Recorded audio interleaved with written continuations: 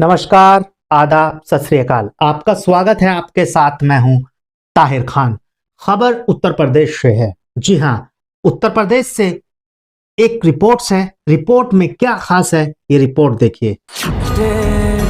राम से माने राम सिया की करुण। धीरेन्द्र शास्त्री का दरबार लगने जा रहा है। 25 मार्च से ये कथा प्रारंभ होगी। बाबा के दरबार में भक्तों की पर्ची भी निकलेगी। खबर उत्तर प्रदेश के मेरठ से है। बागेश्वर धाम के पीठाधीश्वर पंडित धीरेन्द्र कृष्ण शास्त्री 25 मार्च से मेरठ में हनुमंत कथा करेंगे। यह कथा 29 मार्च तक चलेगी, जिसका आयोजन जागृति विहार एक्सटेंशन में किया जा रहा है। ये वही मैदान है जहां पहले राष्ट्रीयोदय का आयोजन हो चुका है। कथा में लाखों भक्त शामिल होंगे। सनातन समिति की ओर से इस कथा का आयोजन किया जा रहा है। कथा को लेकर तैयारियां लगभग पूरी हो चुकी हैं। वहीं पुलिस प्रशासनिक अफसर रोजाना कथा स्थल का दौरा कर रहे हैं। कथा के मुख्य आयोजक नीरज मित्तल ने बताया कि 25 मार्च को पंडित धीरेन्द्र शास्त्री मेरठ पहुंचेंगे। यह कथा 25 मार्च से शुरू होगी, जो 29 मार्च तक चलेगी। फिलहाल कथा का प्रस्तावित समय दोपहर 2 बजे से शाम 6 बजे तक का है। लगभग 2 लाख से ज्यादा श्रद्धालुओं की आने की संभावना जताई जा रही है।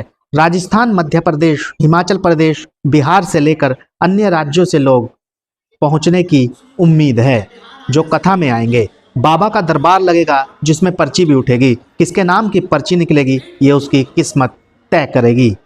आयोजन स्थल पर भव्य पंडाल लगाया जा रहा है, जिसमें ambulance, health camp, emergency exit, mobile toilet, पीने का पानी, fire brigade, fire fighters, security guard सहित तमाम सुरक्षा इंतजाम और सुविधाएं रहेंगी।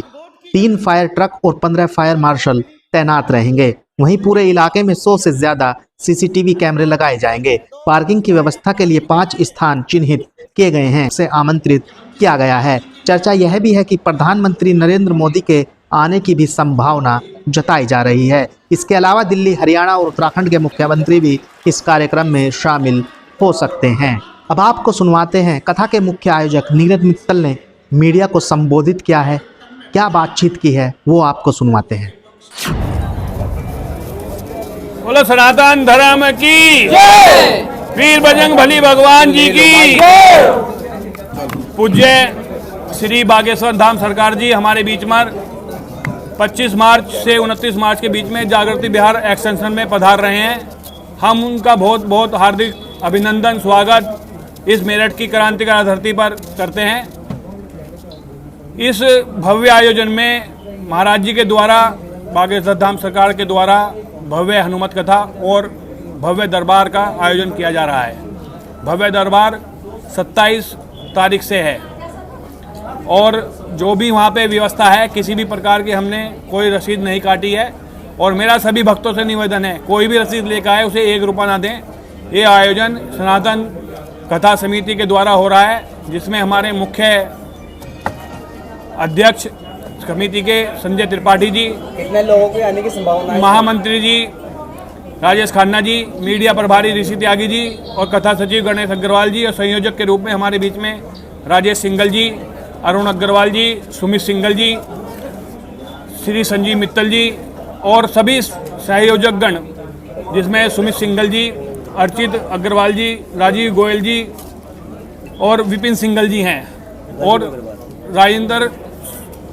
राजीव अग्रवाल जी हैं। इस कथा में लगभग जो हमने पंडाल कवर करा है वो 300 बाई 850 का है, जिसमें बैठने की व्यवस्था पूर्ण रूप से सुरक्षित है, बिल्कुल कवर किया गया है। उसमें लगभग 1.5 से 2 लाख आदमियों की बैठने की व्यवस्था है। आस पड़ोस में जो स्थान खाली है उसमें जैसे जैसे संख्या बढ़ती जाएगी उसे कवर करते रहेंगे। कोई भी स्टॉल इस कथा के बीच में नहीं लगाया जाएगा। खाने पीने का स्टॉल जो भी होगा इस कथा से बहुत दूर होगा। संख्या को देखते हुए जो भी निर्णय लिए गए हैं उसमें सभी ने ये निर्णय लिया गया है कि स्टॉल जो भी खाने पीने का हो कथा से स्थल से बहुत दूर हो। पार्किंग की व्यवस्था अलग रहेगी।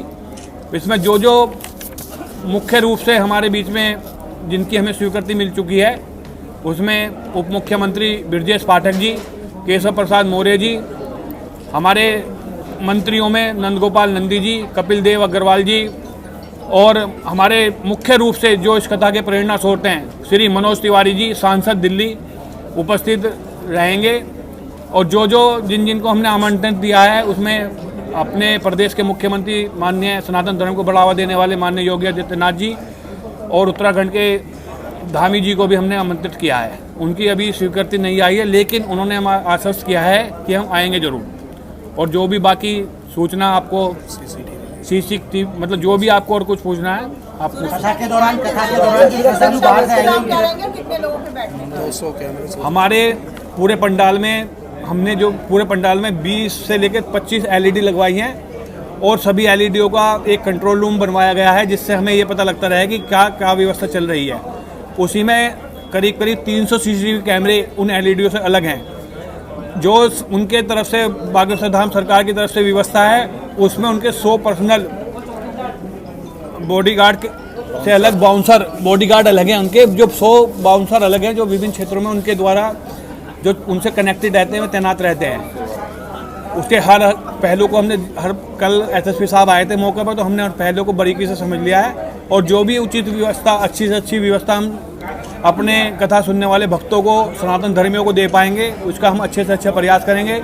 मैं बार बार ये दोहराना चाह रहा हूँ कि कोई किसी भी प्रकार की रसीद कोई लेकर आए तो उससे ना कटवाएं। जिले के बाहर से जो चाहे रुकने की क्या व्यवस्था है? एक तरीके से जो बनाया गया और कितने लोगों के बैठने की व्यवस्था? हमने अभी फिलहाल जो पंडाल बनाया 300 बाई 850 का है, उसमें 1.5 लाख तक की व्यवस्था बैठने की है।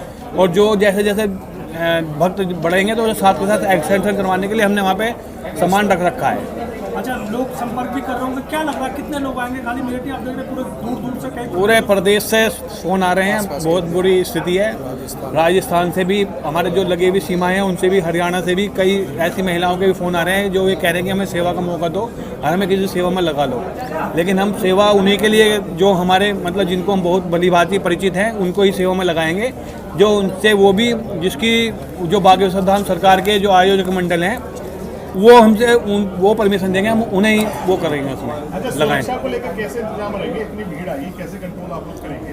सुरक्षा को लेकर जो हमने पर्सनल अपने ब्लॉग बनाए हैं, मतलब हमने जैसे पिछली कथा जो हमारी हुई थी प्रदीप मिश्रा जी वाली, उसमें थोड़ी सी ब्लॉग ज़्यादा बड़े बन गए थे। अब क्या रही हमने ब्लॉग 1-1000 गज के बनाए हैं और उसी के हिसाब से उसे एग्जिट, निकास और आने वाला अलग अलग स्थान बनाए हैं कि जिससे किसी को ज़्यादा लंबा ना चलना पड़े, थोड़ा सा गुजरे थोड़ा सा एकदम बाहर। इस तरह से हमने व्यवस्था की करने की सोचे। बीच में गैलरी दी है, हर ब्लॉक के बाद एक छोटी गैलरी दी है कि जो किसी को मतलब कोई लघु शंका के लिए उठता है तो पूरा उसे पार ना करना पड़े, वो आराम से किसी को बिना किसी उसके निकल जाए। ये करीब करीब पूरे पंडाल में 30 से ज़्यादा एग्जिट पॉइंट बनेंगे। तो आप ये उत्तर प्रदेश से रिपोर्ट्स देख रहे थे। फिलहाल के लिए इस रिपोर्ट्स में बस इतना ही। आप रहिएगा होशियार, खबरदार। आप स्वस्थ रहें, मस्त रहें, सतर्क रहें, सुरक्षित रहें। जाते जाते आप वीडियो को लाइक, कमेंट, शेयर और चैनल को सब्सक्राइब जरूर कर दीजिएगा। फिलहाल इतना ही। नमस्कार, जय हिंद।